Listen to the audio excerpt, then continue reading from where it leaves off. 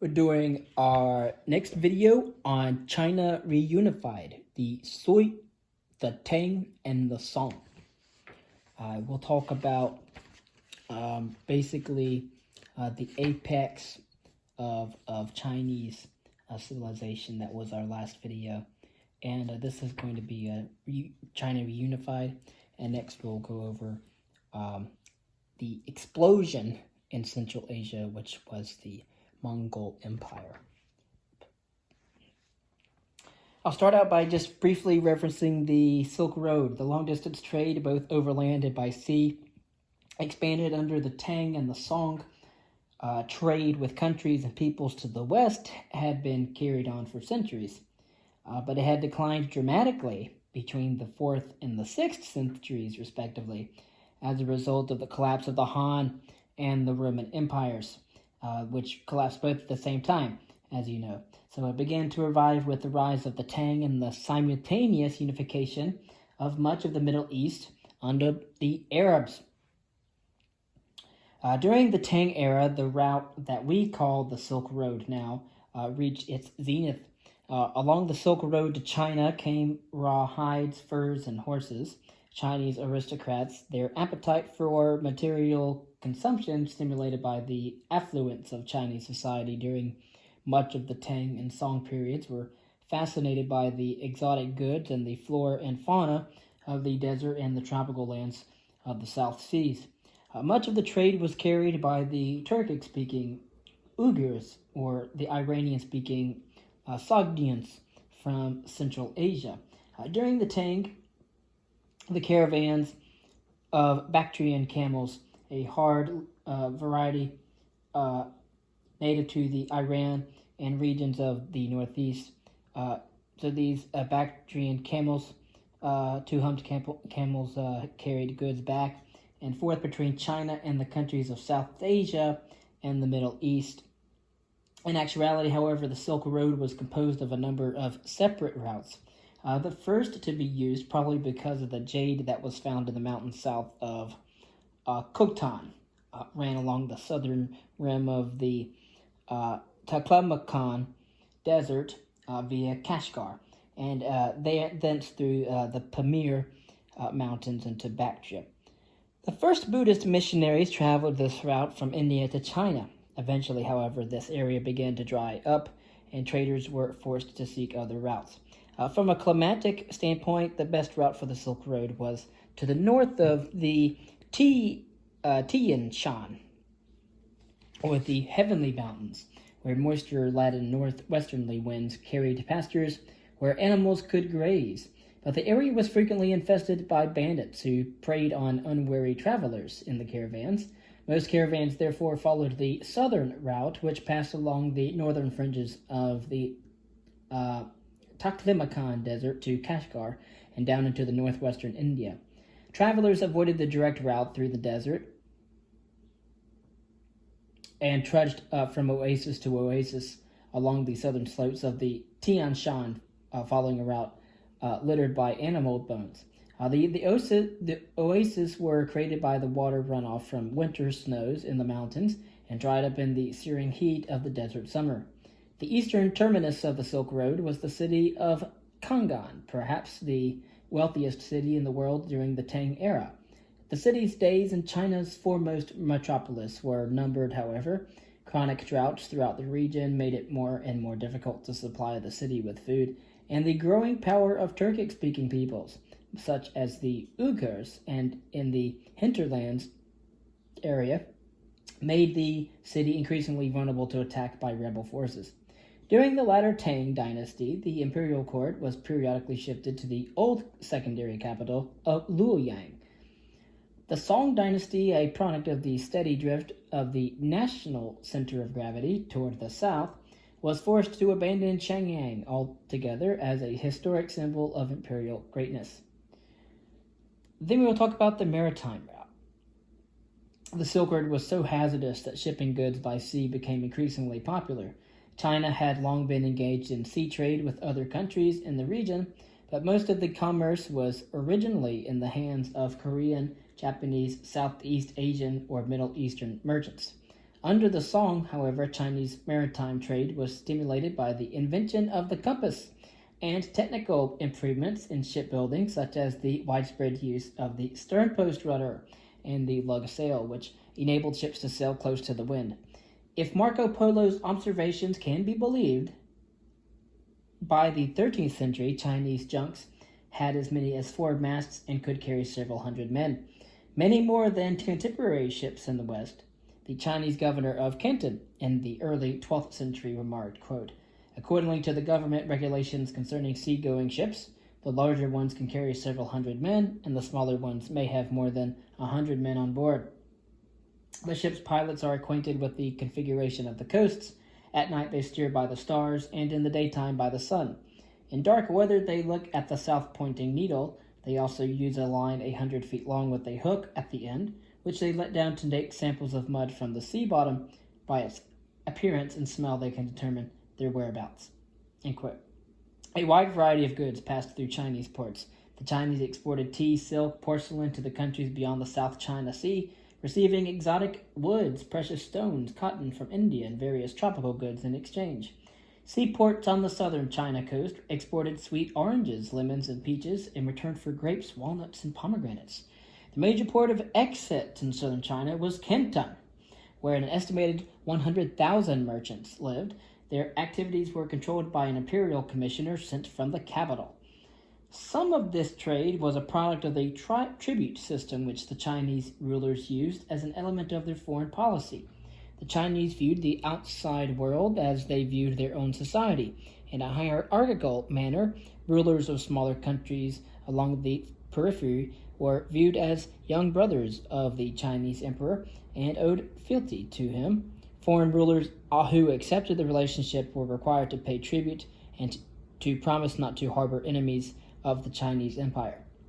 But the foreign rulers also benefited from the relationship as well. Not only did it offer legitimacy, but often they received magnificent gifts from their elder brother as a reward for good behavior. Merchants from their countries also gained access to the vast Chinese market. And I'll skip over talking about the Tong camel. I might talk about a little bit more in regard to the spread of technology in China at the time. From the invention of stone tools and the discovery of fire to the introduction of agriculture and the writing system, mastery of technology has been a driving force in the history of human evolution. But why do some human societies appear to be much more advanced in their use of technology than others? People living on the island of New Guinea, for example, began cultivating local crops like taro and bananas as early as 10,000 years ago, but never took the steps toward creating a complex society until the arrival of Europeans many millennia later. Advanced societies had begun to emerge in the Western Hemisphere during the Classical era, but none had discovered the use of the wheel or the smelting of metals for tool-making. Writing was in its infancy there. Technological advances began to take place for 2 reasons. One was need, and opportunity was the second.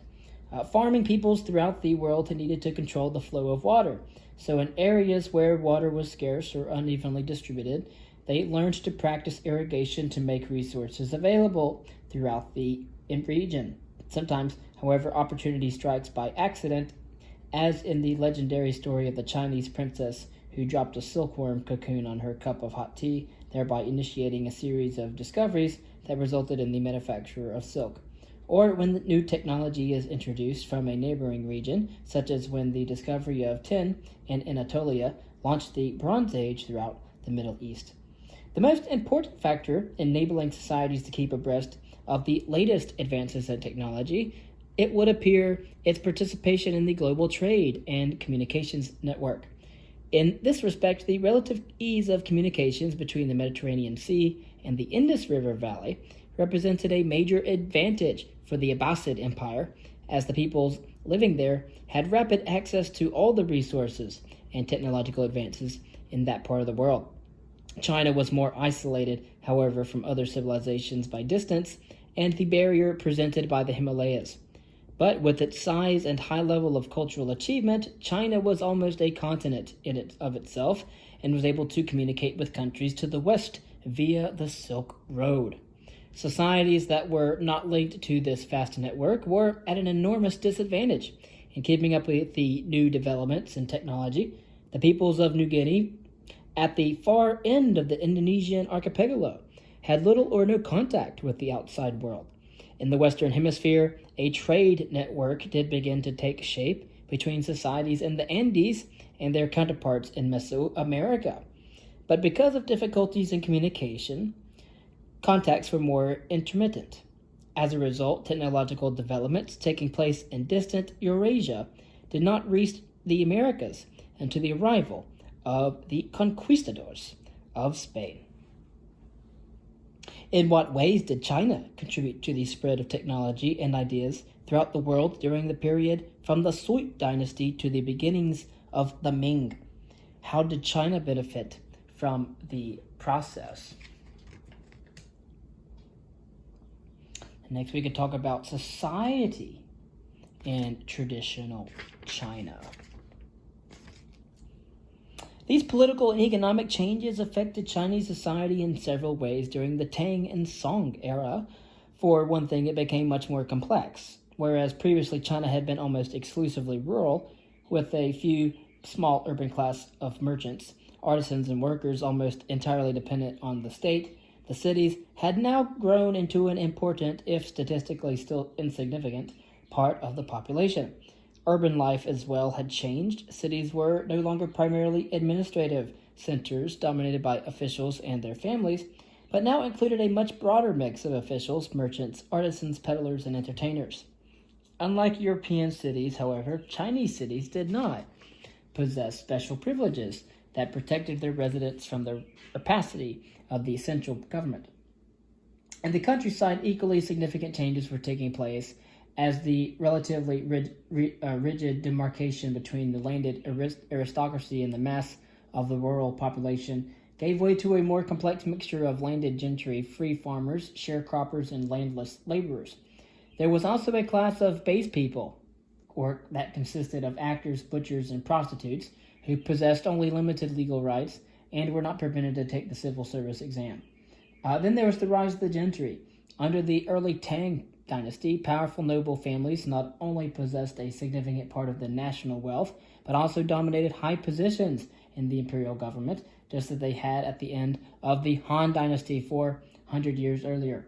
Some Tang rulers, noticeably Empress Wu Zhao, in the late 7th century, sought to limit the power of the great families by recruiting officials through the civil service examinations. But in the end, it was the expansion of regional power, often under non-Chinese military governors, after the An Lushan revolt, that sounded the death knell to the aristocratic system. And perhaps the most significant development during the Song dynasty was the rise of the landed gentry as the most influential force in Chinese society. The gentry class controlled much of the wealth in the rural areas, and under the Song dynasty produced the majority of the candidates for the bureaucracy. By virtue of their possession of land and specialized knowledge of the Confucian classics, the gentry had replaced the aristocracy as the political and economic elite of Chinese society. Unlike the aristocracy, however, the gentry did not form an exclusive class separated by the accident of birth from the remainder of the population. Upward and downward mobility between the scholar gentry class and the remainder of the population was not uncommon, and may have been a key factor in the stability and longevity of the system. A position in the bureaucracy opened the doors to wealth and prestige for the individual and his family, but it was no guarantee of success, and the fortunes of individual families might experience a rapid rise and fall. The soaring ambitions and arrogance of China's landed gentry are vividly described in the list sent in poetry by a young bridegroom of the Tang dynasty. Chinese slaves to take charge of treasury and barn, foreign slaves to take care of my cattle and sheep, strong-legged slaves to run by saddle and stirrup when I ride, powerful slaves to till the fields with might and main, handsome slaves to play the harp and hand the wine, slim-waisted slaves to sing me songs and dance, dwarfs to hold the candle by my dining couch. For affluent Chinese in this era, life offered many more pleasures than had been available to their forebears. There were new forms of entertainment, such as playing cards and chess, brought from India, although an early form had been invented in China during the Zhou dynasty. New forms of transportation, for example, such as the paddle wheel boat and horseback riding, for example, made possible by the introduction of the stirrup. Better means of communication, for example, block printing was first invented in the 8th century, and then we have new tastes for the palate introduced from lands beyond the frontier. Tea had been introduced from the Burmese frontier by monks as early as the Han Dynasty, and brandy and other concentrated spirits produced by the distillation of alcohol made their appearance in the 7th century. Tea began to emerge as a national drink and took on ritual significance among intellectuals, poets, and Buddhist monks who believed that it could stimulate the brain cells and focus the mind. Concerning village and family, the vast majority of the Chinese people still lived off the land in villages, ranging in size from a few dozen residents to several thousand. A farmer's life was bounded by his village. Although many communities were connected to the outside world by roads or rivers, most Chinese rarely left the confines of their native village, except for an occasional visit to a nearby market town. This isolation was psychological as well as physical, for most Chinese identified with their immediate environment and had difficulty envisioning themselves living beyond the bamboo hedges or mud walls that marked the limit of their horizon. An even more basic unit than the village in the lives of most Chinese, of course, was the family. The ideal was the joint family, with at least 3 generations under one roof. Because rice farming was heavily labor-intensive, the tradition of the joint family was especially prevalent in the South. When a son married, he was expected to bring his new wife back to live in his parents' home. Often the parents added a new wing to the house for the new family. Women who did not marry remained in the home where they grew up. And of course, there's similar things that happened in Hebrew culture. Chinese village architecture reflected these traditions. Most family dwellings were simple, consisting of 1 or at most 2 rooms. They were usually constructed of dried mud, stone, or brick, depending on available materials and the prosperity of the family. Roofs were of thatch or tile, and the floors were usually of packed dirt. Large houses were often built in a square around an inner courtyard, thus guaranteeing privacy from the outside world. Within the family unit, the eldest male theoretically ruled as an autocrat. He was responsible for presiding over ancestral rites at an altar, usually in the main room of the house. He had traditional legal rights over his wife, and if she did not provide him with a male heir, he was permitted to take a second wife. She, however, had no recourse to divorce. As the old saying went, marry a chicken, follow the chicken, marry a dog, follow the dog. Wealthy Chinese might keep concubines who lived in a separate room in the house and sometimes competed with the legal wife for precedence. In accordance with Confucian tradition, children were expected above all to obey their parents, who not only determined their children's careers, but they also selected their marriage partners. Filial piety was viewed as an absolute moral good above virtually all other moral obligations. Even today, duty to one's parents is considered important in traditional Chinese families, and the tombstones of deceased Chinese are often decorated with tile paintings depicting the filial acts that they performed during their lifetime. And then we could talk about women in China. The tradition of male superiority continued from ancient times into the medieval era. We're talking about women in Tang China, especially under the Sui-Tang-Song, when it was reinforced by Neo-Confucianism. Female children were considered less desirable than males because they could not undertake heavy work in the fields or carry on the family traditions. Poor families often sold their daughters to wealthy villagers in order to serve as concubines, and female infanticide was not uncommon in times of famine to ensure that there would be food for the remainder of the family. Concubines had few legal rights, female domestic servants even fewer. On the surface, conditions improved for women in China during the era of the Tang Dynasty, in that a number of court ladies were active in politics and several were prominent in the entertainment world. Nevertheless, it is doubtful that such limited achievements among the elite trickled down to the mass population. In any event, Any progress in women's rights was reversed under the Song when Chinese social customs began to reflect a more rigid interpretation of Confucian orthodoxy. During the Song era, two new practices emerged that changed the equation for women seeking to obtain a successful marriage contract. First, a new form of dowry appeared, whereas previously the prospective husband offered the bride's family a bride price. Now the bride's parents were expected to pay the groom's family a dowry. With the prosperity that characterized Chinese society during much of the Song era, affluent parents sought to buy a satisfactory husband for their daughter, preferably one with a higher social standing and good prospects for an official career. And as in most traditional cultures, there were exceptions to the low status of women in Chinese society. I'm just not going to mention the foot binding. Women had substantial property rights and maintained control over their dowries even after divorce or the death of the husband. Wives were frequently an influential force in the home, often handling the accounts and taking primary responsibility for raising the children. Some were active in politics. The outstanding example was Wu Zhao from 625 to 706, popularly known as Empress Wu. Selected by Emperor Taizong as a concubine after his death, she rose to a position of supreme power at court. At first, she was content to rule through her sons, but in 690, she declared herself Empress of China. To bolster her claim of legitimacy, she cited a Buddhist sutra to the effect that a woman would rule the world several hundred years after the death of Siddhartha Gautama. For her presumption, she has been vilified by the latter Chinese historians, but she was actually a quite capable ruler. She was responsible for giving meaning to the civil service examination system and was the first to select graduates of the examinations for the highest positions in government. During her last years, reportedly, she fell under the influence of courtiers and was deposed of in 705, when she was probably around 80 years of age. And then next we will talk about the Mongol Empire. So, the Mongols who succeeded the Song as the rulers of China in the late 13th century.